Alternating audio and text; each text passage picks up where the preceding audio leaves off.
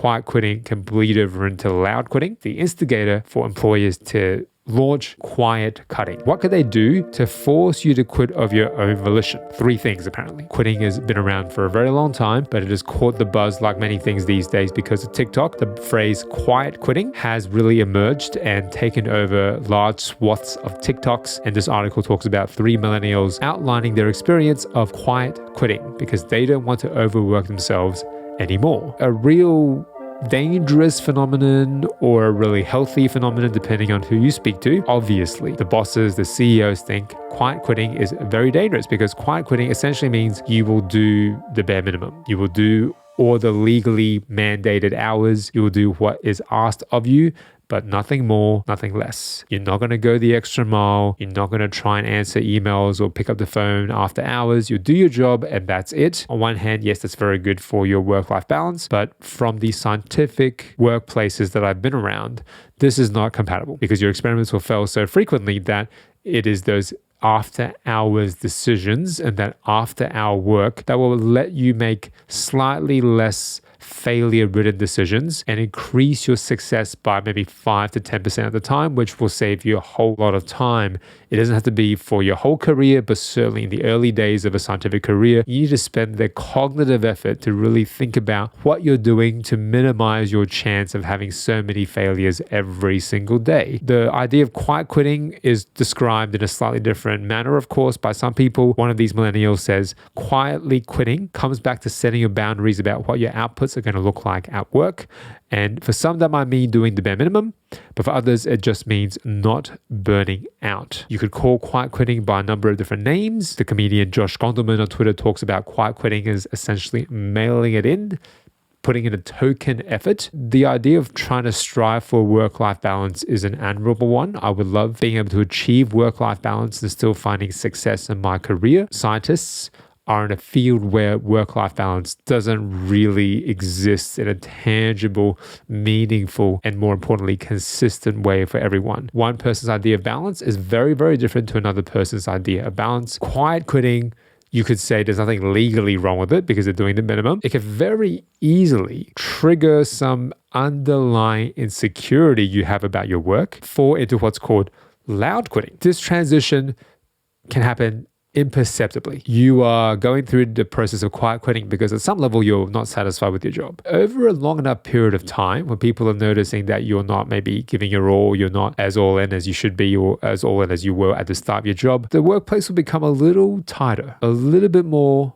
uncomfortable for you. Before you know it, you could feel like you're more dissatisfied at your workplace than you ever were before in a blink of an eye. And in fact, 1 in 5 employees, according to the study, are what we call loud quitting. What is loud quitting? At some point along the way, the trust between employee and employer was severely broken, or the employee has been woefully mismatched to a role. And loud quitters directly harm the organization, undercutting its goals, opposing its leaders, and only 23% of survey respondents consider themselves to be thriving or engaged at work. So line between quiet quitting and loud quitting is very, very thin. We can all step into loud quitting maybe accidentally if you're feeling particularly disgruntled and it's bringing up all of these implicit feelings up to the surface against your will, potentially just having a tough day at work, or the insecurities or the reasons you haven't been putting in the full effort just manifest themselves. It really is quite a risky proposition for you. Before you know it, you could become quite belligerent at work and your progress can be stalled.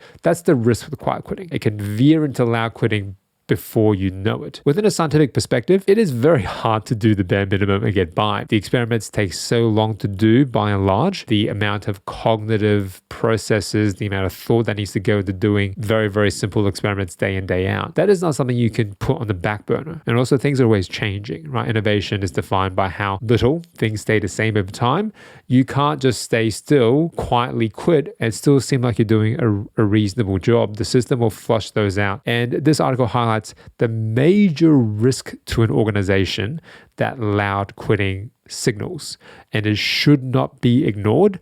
And actively disengaged employees will not only make themselves have a worse time at work, they will also influence all those around them and make it harder for them to do their jobs. This is now bled over into a phenomenon on the employer side called quiet cutting. If we follow the trajectory, quiet quitting can bleed over into loud quitting.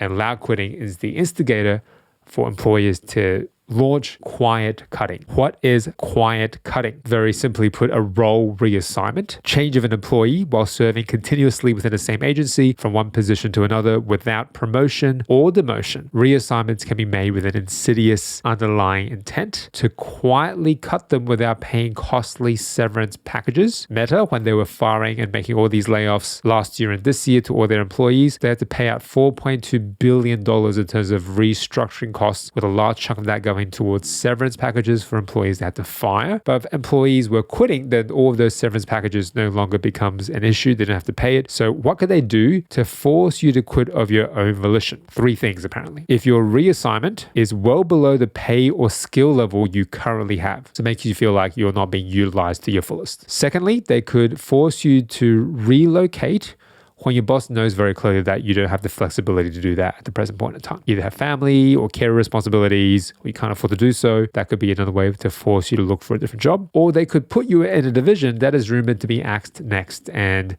if the whole division is rumored to be axed, you might want to leave first and beat the rush of people who are going to be axed to try and be the first one to find a job and land on your feet. These are all signs that you're on the end of a quiet cut. Someone argued that it doesn't matter what you do, if you quietly quit or loudly quit. If a company is going to cut jobs, maybe that just comes from a report they farm out to McKinsey or Bain, one of these consultancy companies, to tell them, hey, you need to cut 10% of your workforce. But nevertheless, that's out of your control to a large extent. What you can control is to make sure your actions don't directly lead you to be the victim of a quiet cut. Again, quiet quitting is a stone's throw away from loud quitting, which is not that far away from quiet cuts. And before you know it, you have to reinvent yourself all over again. And in science, quiet cutting is not really a thing because a lot of our work is funded by grants that have a natural built-in expiry date. Many of our salaries are paid by fellowships, which again have a built-in expiry date, 3 years, 5 years if you're really, really lucky. So at the end of the 5 years, if you haven't proven your worth, you haven't published enough papers, you haven't attracted even more funding, hey, they don't have to pay you any severance. You were only ever a contract employee. The sector is full of quiet cutting by default. It really does you no good to quietly quit because you will be judged by the system implicitly at the end of the process. So I wouldn't recommend that you quietly quit. I would recommend that you see an exit and you map out the KPIs that you want to meet before you get to that exit and try and leave with as much leverage and career capital that you have to step up to another opportunity.